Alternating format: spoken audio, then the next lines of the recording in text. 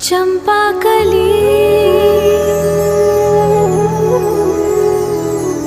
चंपा कली।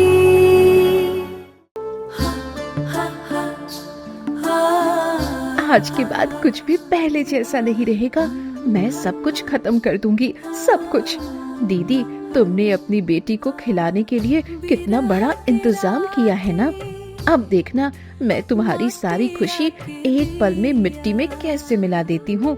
इस जहरीले विष से मैं उस चंपाकली को हमेशा के लिए रास्ते से हटा दूंगी। उसके बाद मैं सिर्फ तमाशा देखूंगी।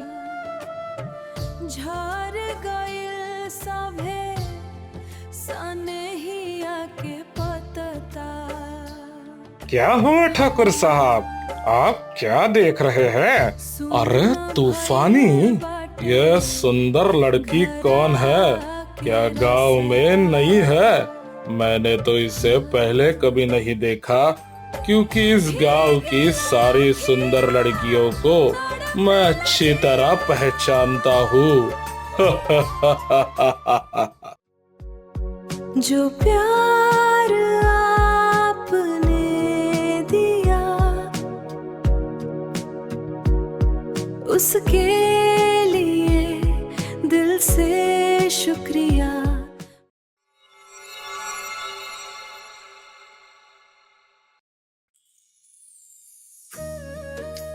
अरे ये तो दामिनी बहू लग रही है।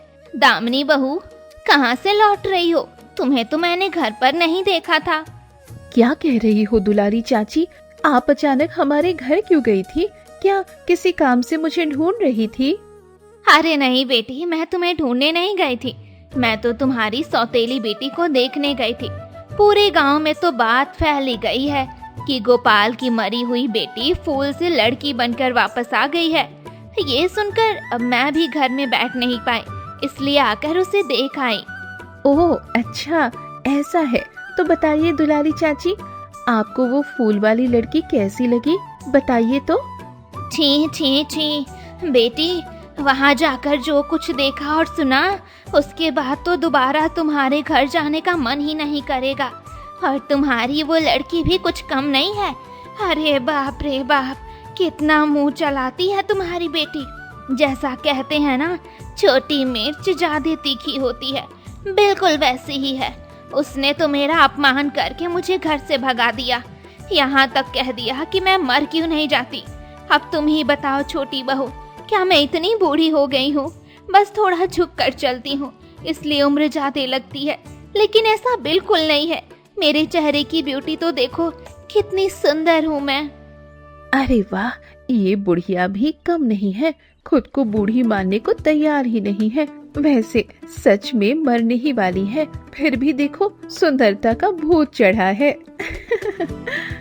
क्या बात है छोटी बहू, तुम हंस क्यों रही हो? बताओ तो। सुनो छोटी बहू, अगर अपना भला चाहती हो तो बड़ी बहू और उसकी बेटी से दूरी बनाकर रखो, नहीं तो उसके व्यवहार की वजह से तुम्हारी बेटी की अच्छी जगह शादी नहीं हो पाएगी। मैं चलती हूँ बेटी, मुझे बहुत काम है अभी। अभी ये बुढ़िया कहकर गई, चंपाकली की वजह से मेरी बेटी की अच्छी घर में शादी नहीं हो पाएगी। रुक जा चंपाकली, तुम्हारी माँ तुम्हें पाकर बहुत खुश हो रही है ना। रुक जा, आज ही तेरा हमारे घर में आखिरी दिन होगा। उसके बाद सब अपने आप पहले जैसे हो जाएगा।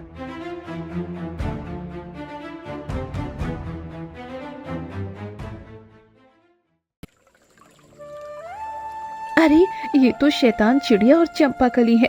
दोनों इस नदी के किनारे बैठकर बातें कर रही हैं। मुझे इनकी बातें सुननी चाहिए। जानती हो बुलबुल, उन लोगों ने विक्रम को भी लेकर मेरे बारे में बहुत बुरी बातें कही थी। मुझे लग रहा है कि यहाँ आकर मैं अपने परिवार को समाज की नज़रों में भी बुरा बना रही हूँ। मुझे नहीं पता आगे क्या होने वाला है। ओह अच्छा, तो उस बुढ़िया ने चंपाकली को अच्छी तरह डरा दिया है। ओह, अगर ये नाटक मैं सामने से सब देख पाती तो और मजा आता। कोई बात नहीं चंपाकली, तू रुक जा, मैं तुम्हारे यहाँ से जाने का रास्ता और आसान बना दूंगी। चलो अभी घर जाना है। शैतान चिड़िया और चंपाकली तो यही है, यही सही मौका है। मुझे अपना काम पूरा करना होगा। झुमकी बेटी, जरा मेरी रसोई के काम में मदद कर दोगी? आज मैंने पूरे घर में तुम्हारी माँ को ढूंढा, लेकिन कहीं दिखाई नहीं दी। और मैं चंपाकली को भी काम के लिए नहीं बुलाना चाहती। आखिर वो अभी अभी हमारे घर आई है। बड़ी माँ, इसमें इतनी सोचने वाली क्या बात है? मुझे एक बार कह देती, बस इतना ही काफी है। और फिर दीदी के लिए कुछ कर पाऊंगी तो मुझे भी बहुत अच्छा लगेगा। चलिए, क्या क्या करना है मुझे बस एक बार दिखा दीजिए। कितने दिन हो गए चंपाकली और बुलबुल उन दोनों से मिले हुए। उनकी बहुत याद आ रही है। हम लोग कितने दिनों तक साथ रहे थे। भले ही सुंदरवन जंगल में बहुत कष्ट झेला था, फिर भी दिन अच्छे बीत रहे थे। अब उनकी बहुत याद आती है, लेकिन उनसे मिलने का कोई रास्ता भी तो नहीं है। आखिर किस बहाने उनसे मिलने जाऊं, और लोग क्या कहेंगे? क्योंकि चंपाकली अब विवाह योग्य लड़की है और गांव के लोगों की मानसिकता मैंने देखी है। मैं नहीं चाहता कि मेरी वजह से चंपाकली को कोई कुछ कहे। वैसे भी उसने बहुत मुश्किलों के बाद अपने परिवार वालों को वापस पाया है। विक्रम, तुमसे कुछ बात करनी थी। आजकल तुम कब घर लौटते हो और कब बाहर चले जाते हो? मुझे कुछ भी पता नहीं चलता, और तुम तो मुझे कुछ बताने की जरूरत भी नहीं समझते। इसलिए मैं खुद ही तुम्हारे पास चला आया हूँ। पिताजी, आप क्या कहने वाले हैं इसका मुझे पहले से अंदाजा है, लेकिन मैं अभी कोई शादी नहीं कर सकता। यह बात मैं आपको साफ साफ बता रहा हूँ। इसके अलावा अगर कुछ और कहना है तो कहिए। लेकिन क्यों? मैंने तो सुना है कि तुम खुद ही अपनी शादी के लिए दूसरे गांव में भोला राम के साथ लड़की देखने गए थे। क्या तुम्हें लगता है कि ये बातें मेरे कानों तक नहीं पहुंचती? पिताजी, यही तो हमारी सोच का फर्क है। बिना किसी बात को ठीक से जाने या समझे आप गलत निष्कर्ष निकाल लेते हैं। मैं उस दिन किसी लड़की को देखने नहीं गया था। ये बात मैंने माँ को भी बताई है। मैं उस दिन उस आदमी के साथ उसकी मदद लेते हुए अपने दोस्त का घर ढूंढने गया था। यही पूरी सच्चाई है। उम्मीद है अब आपको कुछ और जानना बाकी नहीं होगा। आजकल तो मैं अपने घर में भी थोड़ा सा अकेला समय नहीं बिता पा रहा। मैं जा रहा हूँ, आप रहिए यही। विक्रम, रुको, मेरी बात सुनो। मेरी बात अभी खत्म नहीं हुई है। पता नहीं आजकल इस लड़के का स्वभाव इतना चिड़चिड़ा क्यों हो गया है। इस बारे में मुझे उसकी माँ से बात करनी होगी। मुझे अब कुछ भी अच्छा नहीं लग रहा। घर में जैसे दम घुट रहा है। आजकल किसी से बात करने का भी मन नहीं कर रहा। पता नहीं मुझे क्या हो गया है। ऐसा लग रहा है कि जब तक चंपाकली के बारे में कोई खबर नहीं मिल जाती, मैं खुद को शांत नहीं कर पाऊंगा। ऊपर से उसकी सौतेली माँ भी उसी घर में रहती है। पता नहीं वह फिर से चंपाकली के पीछे पड़ गई होगी या नहीं। सब ठीक तो होगा ना? कहीं वह कोई षड्यंत्र तो नहीं कर रही?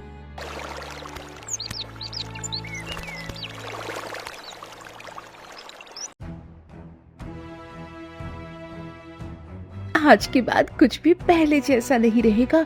मैं सब कुछ खत्म कर दूंगी, सब कुछ। अरे वाह, चंपाकली के लिए खाना बनाना भी लगभग पूरा हो गया है। दीदी, तुमने अपनी बेटी को खिलाने के लिए कितना बड़ा इंतजाम किया है ना।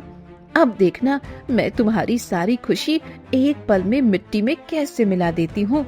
इस जहरीले विष से मैं उस चंपाकली को हमेशा के लिए रास्ते से हटा दूंगी। उसके बाद मैं सिर्फ तमाशा देखूंगी।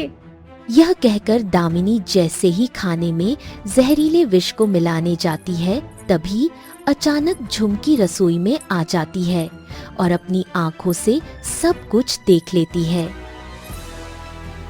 माँ, आप ये क्या करने जा रही थी? आपके हाथ में ये कैसी बोतल है? मुझे दिखाइए, मैं कह रही हूँ, अभी मुझे दिखाइए। अरे अरे झुमकी, तू अचानक यहाँ कैसे आ गई? मुझे तो बिल्कुल पता ही नहीं चला। क्यों? अगर पता चल जाता तो क्या आप सावधान हो जाती? छी छी छी माँ, छी। आज मुझे आपको अपनी माँ कहते हुए भी शर्म आ रही है। लगता है आप दीदी को बिल्कुल भी सहन नहीं कर पा रही हैं। जिस दिन से वो घर आई हैं, उस दिन से आप उन्हें न जाने क्या क्या कह रही हैं, और अब तो हद कर दी। छी छी छी।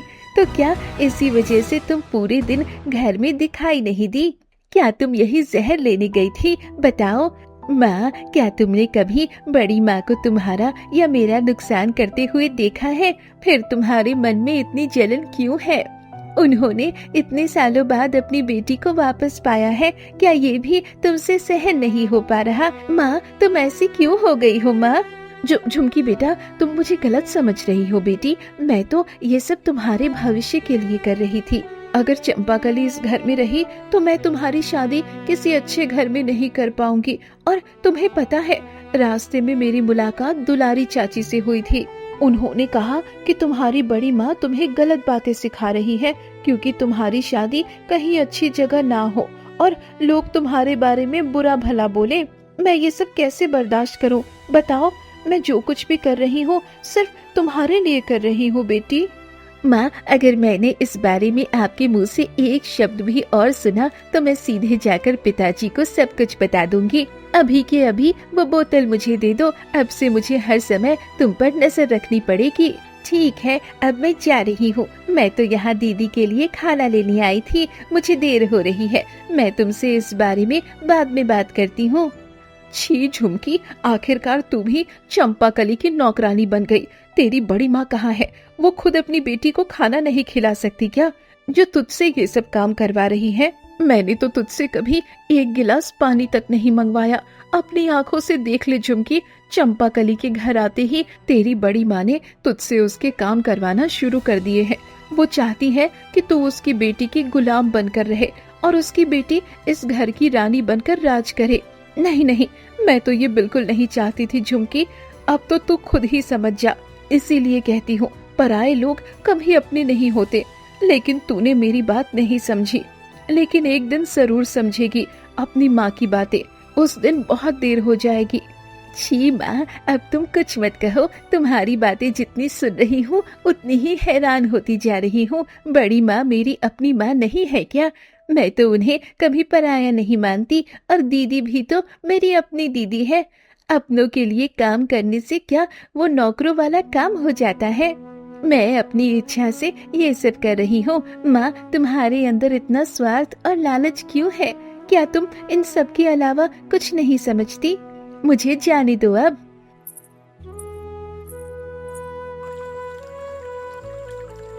चलो चंपाकली, बहुत समय हो गया है। अब हमें घर लौट जाना चाहिए, नहीं तो सब लोग चिंता करेंगे।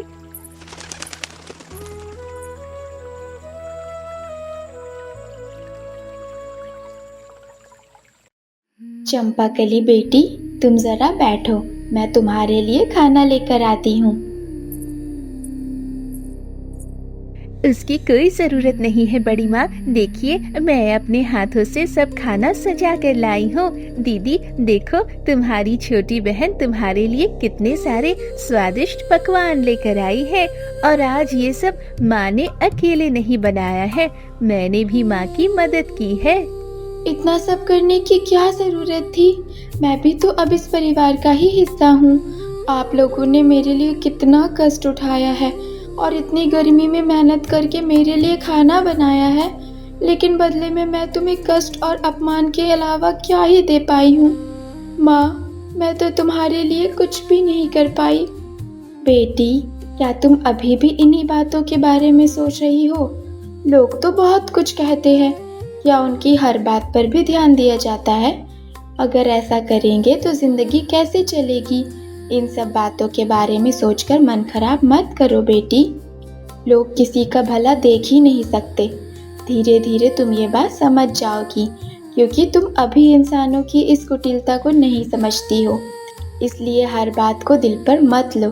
जो जैसा बोल रहा है उसे कहने दो, कुछ दिन बाद अपने आप सामान्य हो जाएगा। और मैं तुम्हारी माँ हूँ, मैं तुमसे वादा करती हूँ, चाहे कितनी भी परेशानियाँ और मुसीबतें क्यों ना आए, मैं हमेशा तुम्हारी रक्षा करूँगी। तुमने कितने कष्टों के बाद आज ये दिन देखा है। अब इन सब बातों को छोड़ो और जल्दी से खाना खा लो। देखूँ तो तुम्हें सबसे ज़्यादा क्या पसंद आता है? हाँ चंपाकली, अच्छी तरह खाओ। जिंदगी में शायद तुमने ऐसा खाना कभी देखा भी नहीं होगा। इतने दिनों तक तो फूल बनकर हवा, पानी और धूप के सहारे जी रही थी। उससे तुम्हें कितनी ही समझदारी हो सकती है। अब ये अच्छे अच्छे पकवान खाओ, शायद तब तुम्हें समझ आ जाए कि समाज में लड़कियों को कैसे रहना चाहिए। शायद तुम्हें खुद कुछ बुद्धि आए। तुम्हारी वजह से अब समाज में हमारा सिर झुक गया है। उठते बैठते चलते फिरते लोगों की बातें सुननी पड़ रही है। तुम तो बस हमारा नाम खराब करने आई हो। मैं तो तुम्हें कुछ कह भी नहीं सकती। अब अच्छे से खाओ, शायद थोड़ी अकल आ जाए।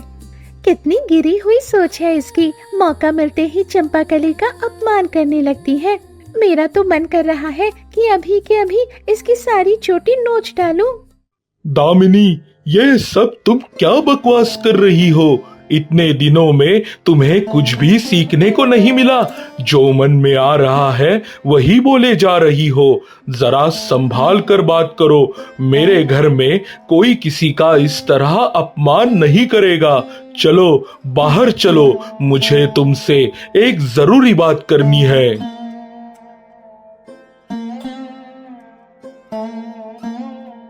बेटी चंपाकली, तुम देखना सब ठीक हो जाएगा। मैं तुम्हें हर मुसीबत से बचाऊंगी। अपनी माँ पर भरोसा रखो बेटी। इतना मत टूट जाओ बेटी। बेटी बनकर जन्म लिया है तो बहुत सारी बातें सुननी पड़ती है। तुम अभी ये सब नहीं समझोगी। 2 दिन बाद तुम्हारा जन्मदिन भी आने वाला है। मैंने सोचा है कि शाम को तुम्हें लेकर बाजार चलूंगी और तुम्हारे लिए कुछ खरीदारी भी करूंगी। अब तुम खुश हो जाओ। माँ, आपके प्यार की कोई तुलना नहीं हो सकती। मैं चाहूँ भी तो आप मुझे उदास रहने ही नहीं देती।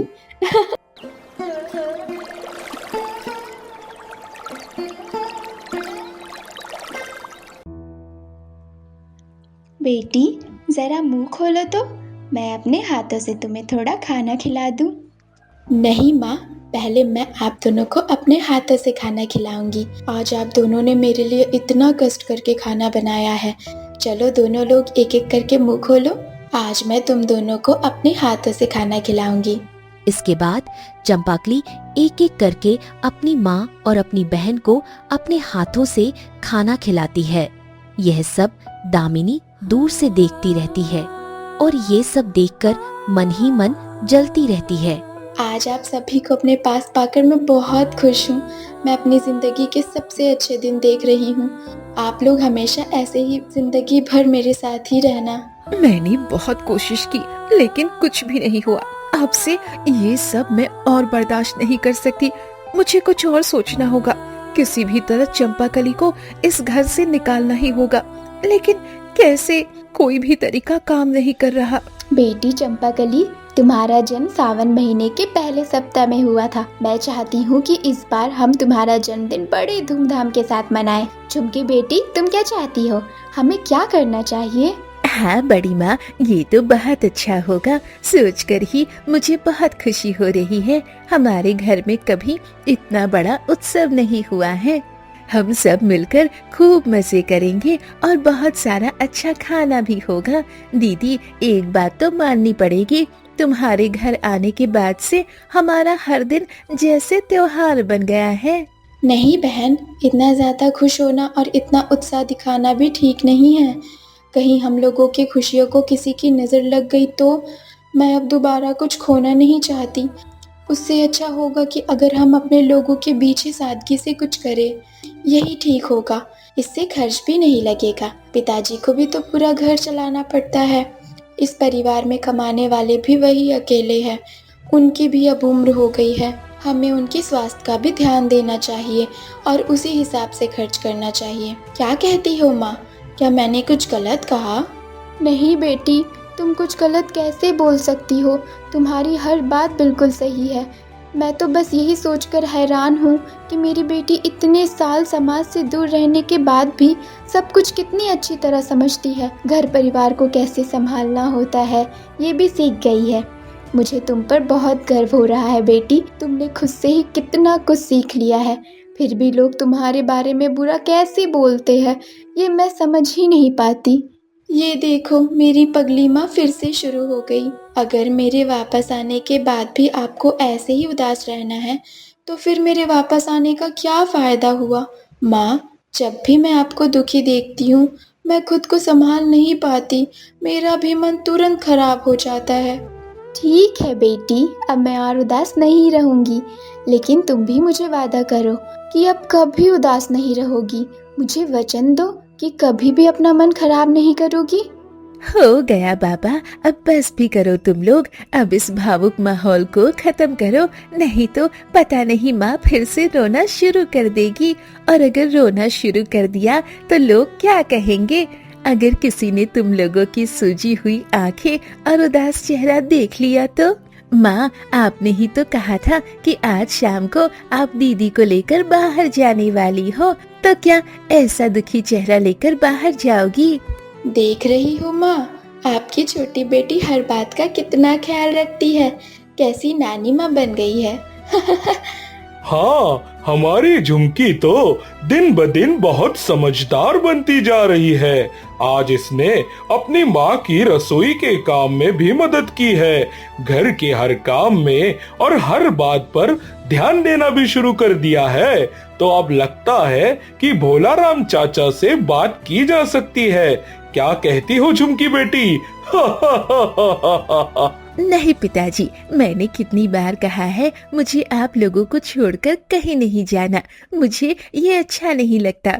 घर का एक छोटा सा काम क्या कर दिया मैंने, आप सब तो पीछे ही पड़ जाते हैं मेरे। मैं कितनी बार कह चुकी हूँ मैं कहीं नहीं जाऊंगी। बड़ी माँ, बाबा को समझाओ ना कि वो मेरी शादी की बात नहीं किया करे। अच्छा अच्छा, ठीक है, हम अपनी झुमकी की कभी शादी नहीं करेंगे। क्या कहते हो तुम सब? झुमकी, अब तो खुश हो ना? मुझे तो बहुत अच्छा लग रहा है कि मुझे आपके जैसे खुशहाल परिवार के साथ ये खुशियाँ बांटने का मौका मिला। चंपाकली, थोड़ी देर बाद हम बाजार खरीदारी करने जाएंगे। अगर तुम चाहो तो जाकर तैयार हो सकती हो। देवकी, हमारी झुमकी को भी अपने साथ ले जाना। हमारी बेटी को खरीदारी करना बहुत पसंद है। अरे, ये भी कोई कहने की बात है?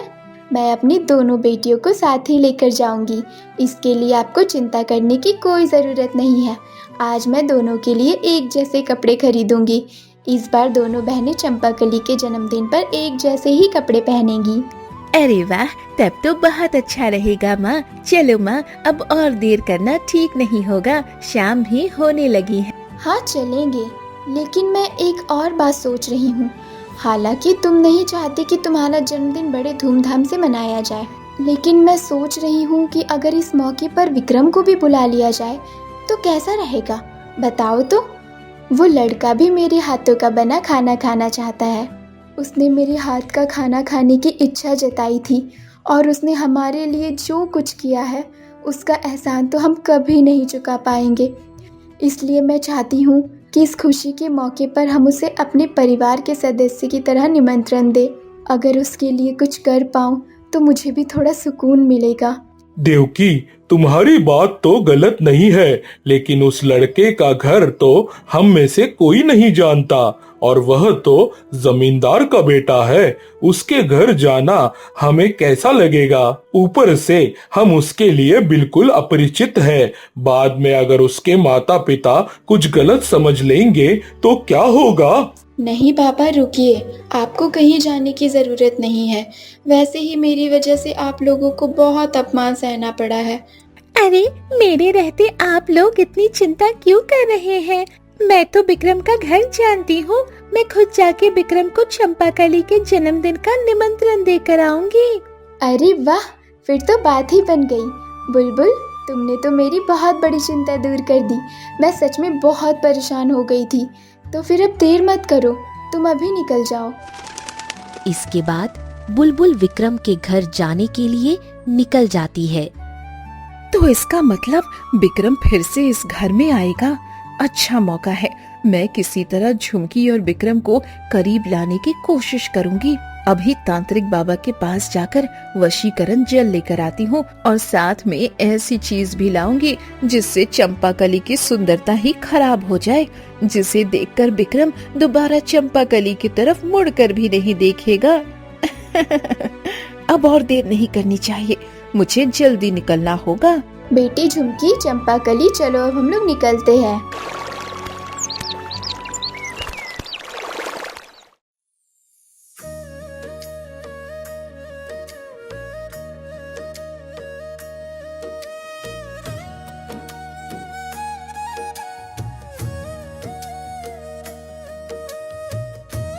क्या हुआ ठाकुर साहब, आप क्या देख रहे हैं? अरे तूफानी, यह सुंदर लड़की कौन है? क्या गांव में नई है? मैंने तो इसे पहले कभी नहीं देखा, क्योंकि इस गांव की सारी सुंदर लड़कियों को मैं अच्छी तरह पहचानता हूँ।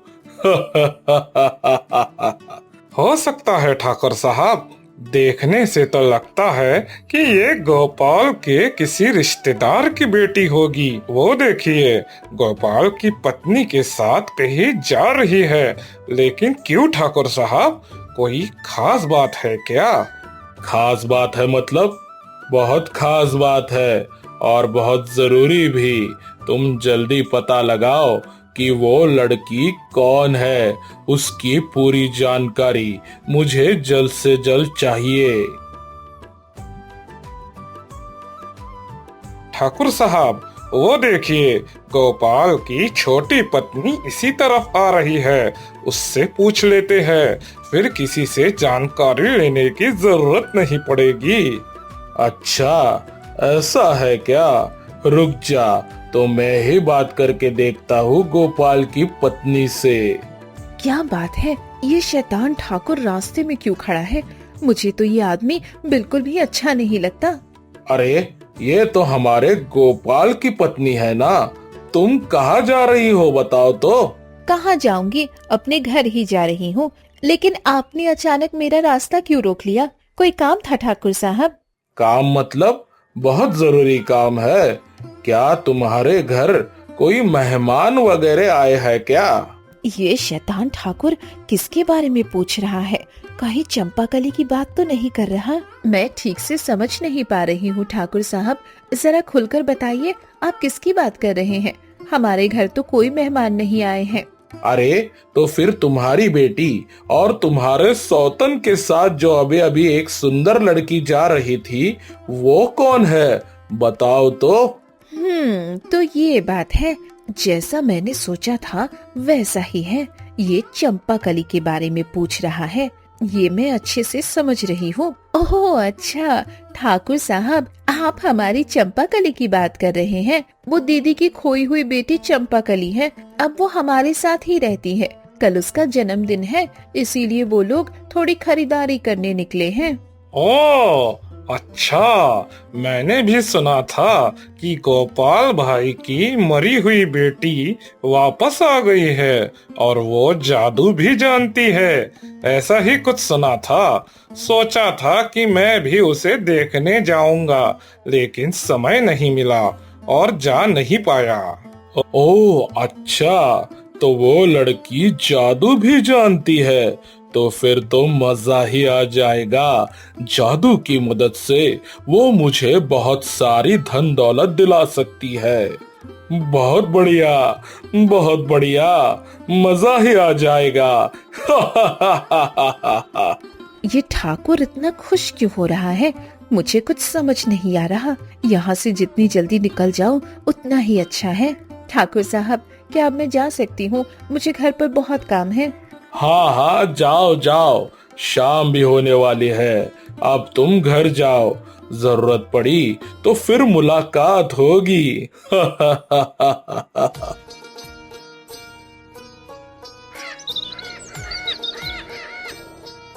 चलो चलो तूफानी, हमें भी खरीदारी करने बाजार जाना है।